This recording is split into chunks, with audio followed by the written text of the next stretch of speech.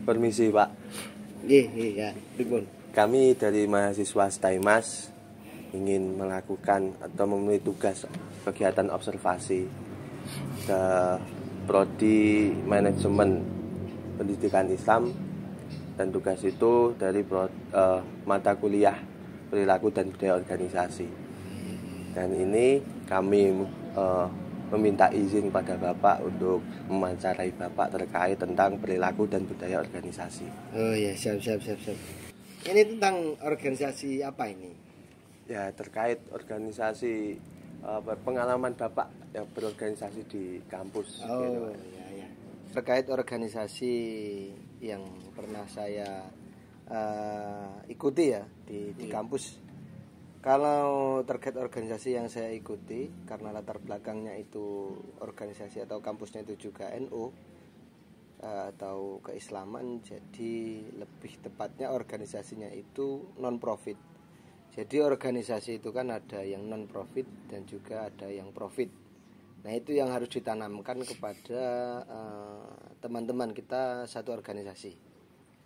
Kalau visi misinya atau tujuannya itu terkait profit dan non profit. Nah, itu teman-teman satu tim kita di organisasi itu semua harus paham terkait profit dan non profit itu. Terus profit dan non profit itu kalau diberikan contoh atau contohnya itu gimana? Organisasi profit dan non profit itu. Kalau profit itu kita di dunia kerja. Contohnya ya kita kerja di sebuah bisnis PT atau apalah yang di situ bersifatnya itu menghasilkan uang, menghasilkan pemasukan yang begitu besar ataupun kecil. Tapi kalau non profit itu seperti organisasi kemasyarakatan. Nah, itu kita outputnya atau kita itu konsekuensinya itu adalah khidmah. Tapi kalau profit itu konsekuensinya atau target yang harus kita tuju adalah penghasilan. Jadi gini Pak, terkait dari penjelasan Bapak tadi kan ada visi dan misi organisasi gitu. Terus agar dari seluruh anggota atau audien yang berada di organisasi tersebut itu agar perilaku dan budaya sebuah organisasi itu selaras dengan visi misi organisasi tersebut itu gimana ya Pak? Kan biasanya ada dalam organisasi itu ada visi misi yang umpamanya ada ketentuan kayak gini, tapi kadang itu dari anggota atau bagaimana itu masih ada budaya dan perilakunya sendiri, atau masih kebanyakan itu memperbesarkan egonya sendiri-sendiri. Terus agar selaras dari dengan visi misi organisasi tersebut itu gimana? Oh ya, begini, kalau kita bahas terkait visi dan misinya organisasi yang notabene-nya organisasi itu non profit, itu harus kita beri pemahaman, penjelasan secara detail bahwasanya apa yang kita kerjakan di organisasi ini misinya adalah membesarkan organisasi. Tidak ada yang mendapatkan imbalan apapun. Semua kalau biasanya di pesantren itu kita mode khidmah, gitu kan. Itu kan khidmah itu kan konsekuensinya itu kan barokah. Jadi beda yang profit itu konsekuensinya kan gaji. Jadi Nah, teman-teman satu tim itu harus paham bahwasanya yang kita kerjakan itu adalah khidmah. Jadi kalau khidmah itu kita harus sama-sama saling mengingatkan, sama-sama berjuang. Jangan sampai kita itu mengedepankan ego kita masing-masing. Karena kita sama-sama bergerak, tidak mendapatkan imbalan. Jadi kalau salah ya harus diingatkan. Tapi beda lagi kalau yang profit. Karena di situ ada gaji atau imbalan yang sepadan sesuai yang dikerjakan. Kalau dia tidak bekerja, berarti ya tidak mendapatkan gaji, otomatis like kerjaan lede-lede, berarti ya di gua. Berarti. Tapi kalau kita apalagi kalau kita itu sebagai seorang ketua atau koordinator dari tim yang khidmah ini, kita harus benar-benar bisa merangkul supaya teman-teman itu tetap kerasan atau nyaman dengan organisasi yang mereka jalani saat ini. Karena yaitu tadi kita konsekuensinya itu kita itu semua khidmah, bukan bekerja. Jadi tidak ada bos, semua itu teman. Hanya beda posisi koordinator dengan yang menjalankan. Jadi yang koordinator punya kewajiban untuk ngomong, cara bahasanya ngomong, tapi nggak ngongkon, tapi bahasanya ngomong, ngarah nih. Nah, sing anggotane itu juga harus bertanya atau ada kekurangan dia siap harus dikritik. Terus sering-sering meminta masukan. Nah, itu kalau kita sama-sama bekerja sama itu di yang non profit. Kalau yang tidak ya kalau yang di profit itu kan target sesuai visi, sesuai misinya. Kita punya target membuat ini. Kalau tidak sesuai ya kita down. Punya SOP.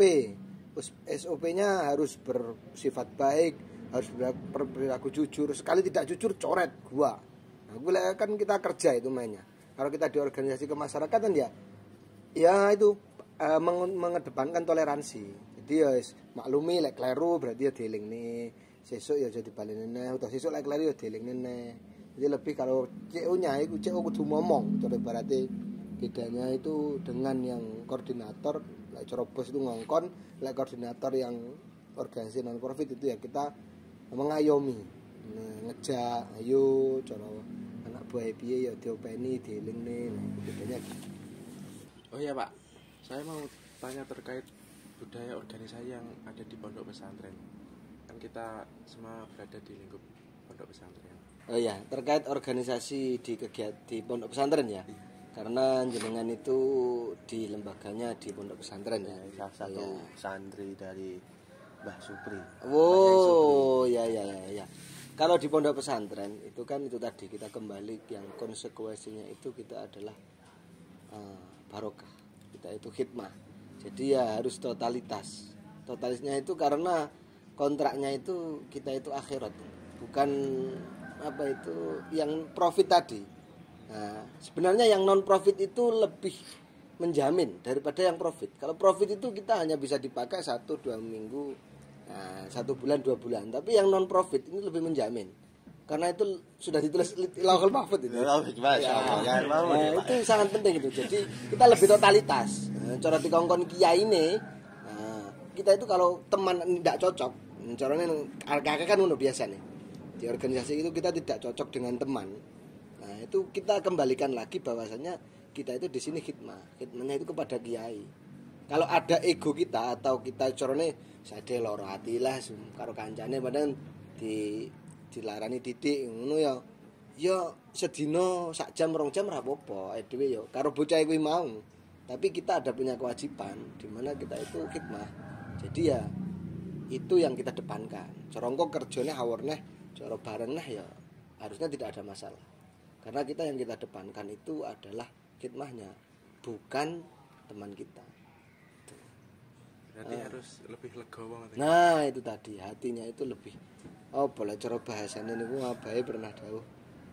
Atine itu kudu jembar. Atine kudu jembar. Itu karena tidak mungkin kita itu di sebuah organisasi manapun kita tidak ada yang kecewa dan dikecewakan atau yang mengecewakan. Pasti. Karena kadang mindset awake dhewe jalukane ngene. Ngono, jalukane dhuwur. Nah, tapi wong iki tidak sesuai karo karepe awake dhewe. Lah iki lek kabeh kon sesuai karo karepe dhewe. Ora iso ngomongin wong sirahe wis beda, pikirane yo beda. Nanti kalau di organisasi yang jelas itu visi misinya, tujuannya di organisasi itu apa itu harus sama. Karo khidmah berarti kita khidmah, karo tujuannya kita bekerja atau melakukan kegiatan ini untuk ini berarti ya kita harus totalitas untuk ini gitu. Tidak mementingkan pribadinya masing-masing. Lebih seperti itu. Dari apa penjelasan Bapak tadi terkait organisasi yang ada di pondok itu mungkin ada beberapa organisasi di pondok itu, atau maksudnya contoh organisasi di pondok itu seperti apa gitu Pak? Apa ya organisasi di pondok itu sama dengan organisasi yang ada di luar sana, maksudnya di luar lingkup pondok, atau ya apa berbeda? Jadi gini, kalau organisasi di pondok, kalau pengalaman dari orang-orang dahulu itu, pondok itu adalah miniatur. Kalau bahasanya Pak Dek Robi itu pondok pesantren itu adalah apa bahasanya ya, akuarium atau masih miniatur kecil. Jadi kita itu di pesantren itu adalah di mana ada ruang untuk belajar, miniaturnya masyarakat dan juga miniaturnya banyak negara. Nah, organisasi yang ada di pesantren itu adalah proses belajar kita. Kalau jenis organisasi itu kan banyak. Ya sama kalau di masyarakat. Kalau di masyarakat itu lebih luas lagi. Nah, tapi kalau kita sudah punya bekal di pesantren, kita ikut organisasi maupun sedikit banyak kita aktif di organisasi, insya Allah di luar itu lebih bisa bermanfaat karena kita sudah pernah berhadapan dengan organisasi atau masalah-masalah di organisasi sebelumnya atau di pesantren yang lingkupnya itu masih kecil. Kalau menurut saya di pesantren itu lingkupnya tidak hanya kecil, karena besar. Kita karena dihadapkan dengan banyak orang dan banyak latar belakang. Kalau di masyarakat itu kan ya daerah duit tok. Cara duit tempat di desa berarti kan ya wong desa iku tok. Mungkin ya beberapa orang yang, tapi kalau kita di pesantren karakternya itu kan beda-beda. Kita itu banyak orang yang dari manapun, sukunya beda, adatnya beda. Kita disatukan di pesantren, di organisasi itu seharusnya kita lebih. Kalau kita sudah berkecimpung di organisasi pesantren, nanti kita di luar sudah lebih pengalaman. Karena yang kita hadapi hanya itu tingkat orangnya. Karena di luar itu kan mungkin orang dewasa lebih tua. Kalau di pesantren kan banyak kan seumuran, karena sekoncone dhewe, sabolone. Tapi kalau di masyarakat orangnya lebih tua-tua. Mungkin cara bahasanya Mbah Yai, kalau kita pulang, kayak yang paling tepat bahasa yang bisa kita gunakan itu adalah pinter-pinteran ndelehne awak. Nah, itu kudu sing siap. Jadi ketika awake dhewe ya senajan nang pondok wis pengalaman, ketika pulang senajan pengalaman ya aja nonyol. Nah, ayane kuwi sing paling penting. Harus ya lihat situasi. Nah, pinter-pinter ini awake dhewe sekiranya ora dikongkon ya wis apa sing iso dilakoni ngono wae, ora kok mentang-mentang wis mulih ke pondok sak ben iso maca Fathul Mungin kok. Wah, piye lho kae iki awakmu kok iso dalil. Menurut kitab Al-Qur'an enggak ngono lho kuwi ngono, bahaya berat carane ngono kuwi. Mungkin dari Mas Wahdan ini ada yang ditanyakan terkait mengenai organisasi dalam pondok pesantren. Saya ingin bertanya Pak, apa yang menjadi nilai inti atau prinsip budaya yang ditanamkan dalam organisasi pondok pesantren? Nah, kalau nilai-nilai kepesantrenan atau nilai organisasi di pesantren itu yang utamanya itu adalah nilai keagamaan atau ketakwaan. Jadi kita itu harus cara garis vertikal dan horizontalnya itu kita harus baik juga. Ya, hubungan kita dengan yang Maha Kuasa itu juga harus baik supaya organisasi yang kita jalankan itu juga baik.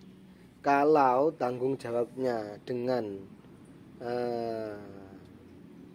pangeran atau yang garis ke atas itu baik, nanti yang lain pasti mengikuti terkait kedisiplinan. Mulai kulino ibadah api berarti ya pasti disiplinnya kok ya api. Terus nilai terkait ke kerja keras. Nah, kerja keras totalitas ku mau. Pokoknya saya terus mah kiai wis totalitas tenanan. lebih all out ngono. Cara bahasane awake dhewe menikmati, aja sampai ngerasa terbebani. Nah, jadi di pesantren itu kita dituntut apapun. Carane ngono, kayak ngene. Carane dikai tanggung jawab nang pondok, dikai tanggung jawab. Padahal itu urung iso. Nah, kita dikasih tanggung jawab itu bukan berarti kita itu bisa, tapi karepe beliau mungkin awake kon iso.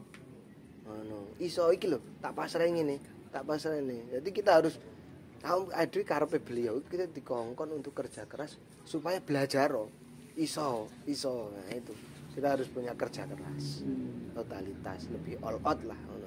Makanya tadi saya katakan di pondok itu adalah miniatur. Kita itu berorganisasi di masyarakat, di rumah. Kalau di pesantren kita sudah all out, insya Allah nanti kita semoga saja ya semoga saja nanti kita di masyarakat itu ya tinggal mengikuti. Yang penting kita harus rendah hati. Oh iya Pak, saya ini mau bertanya. Saya lebih tertarik kepada organisasi yang non-profit. Jadi dari pemaparan Anda tadi, organisasi non-profit itu adalah organisasi yang bisa dikatakan dengan itu hikmah ya. Jadi lebih lapang dada. Ketika panjenengan menjadi sebuah ketua dalam organisasi non-profit dan panjenengan itu mempunyai sebuah konflik. Maksudnya yang mempunyai konflik itu anggotane panjenengan ketika itu dalam satu sekbid. Katakanlah itu pada konflik berbeda pemikiran Pak. Nah, caranya menangani kasus tersebut menurut panjenengan bagaimana? Itu pertanyaan dari saya Pak. Terima kasih. Ini terkait konflik satu teman lah ya, satu tim lah. Soalnya ibaratnya kita di tim media atau di tim kebersihan atau tim apa ya? Itu ke kuliah aja Pak. Oh, kuliah. Jadi satu tim lah. Satu tim. Mungkin kalau beda itu konfliknya, yang jelas kalau kita itu tidak ada sistem khidmah, berarti kita harus duduk bersama, jagong bareng, kudu ngopi bareng. Ibaratnya opo keluane itu harus sama-sama longgar. Jangan sampai ada yang meninggikan egonya. Harus semua itu turun. Kalau ini salah satunya juga tidak bisa. Jadi harus dua-duanya itu harus turun dan harus mempersilahkan temannya itu untuk berpendapat. Cara menurutnya sampean piye? Cara menurutku ki ngene. Nah, terus iki monggo sampean iki pendapatku ki piye ngono, kurang pas apa ndak? Dan terus nanti yang kita sebagai CO atau yang kita harus menerima masukan dari kemarin, terus kita ambil tengah. Kita harus ambil jalan tengah di mana kita harus memberikan pilihan atau memberikan opsi bahwasanya di mana keputusan itu resikonya lebih sedikit. Nah, kita dahulukan yang resikonya lebih sedikit. Kalau adil kita tidak bisa, pasti kita tidak bisa. Tapi kita bisa ambil jalan tengah yang dimana kita harus menawarkan yang dimana penawaran itu kita pilih yang risikonya lebih kecil. Yang risikonya lebih kecil. Berarti harus sedia payung sebelum hujan. Jangan sampai keputusan itu baik, besar, sesuai yang kita inginkan, tapi risikonya itu juga besar. Kalau bisa kita harus ambil sesuatu keputusan yang risikonya itu lebih kecil. Walau segala keputusan itu pasti ada risiko. Pasti tidak ada keputusan yang tidak ada risiko. Nah, kita ambil yang risikonya lebih kecil. Nah, itu solusinya harus dipertemukan. Kita harus jagong bareng, ngopi bareng, santai. Dan harus dipertemukan, terus egonya harus semua sama-sama turun. Jangan sampai ada yang meninggi. Mungkin seperti itu. Oh iya. Terima kasih Pak atas semua informasi, wawasan yang telah Bapak berikan pada kami. Ya, mudah-mudahan saja kami bisa mengapresiasikan semua wawasan yang Bapak berikan kepada kami itu di segala bidang organisasi kehidupan kita masing-masing, khususnya di organisasi atau di pendidikan kampus Taimas. Ya, sama-sama. Yang jelas kita semua harus tetap semangat. Apapun masalahnya kita harus tetap semangat. Karena tidak mungkin kita menuntut orang lain suka kepada kita. Yang jelas kita yang harus menyesuaikan dengan orang lain. Karena itu yang paling penting dalam organisasi. Harus legowo. Kurang lebih seperti itu. Silahkan berprestasi. Silahkan jalan kuliahnya. Saya doakan sukses semua. Amin. Hasil semua lulus. Amin. Dengan nilai yang baik. Amin. Doakan saya juga. Doakan saya juga karena saya juga masih proses pendidikan ini. Oh, ya.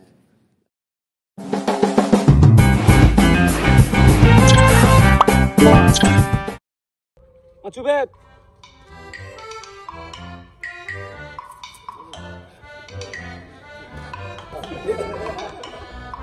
Tiga. Ya sampai asik to iki to iki. Kita ngapain nih ngono ya ora iki kan iki kan. Itu beda.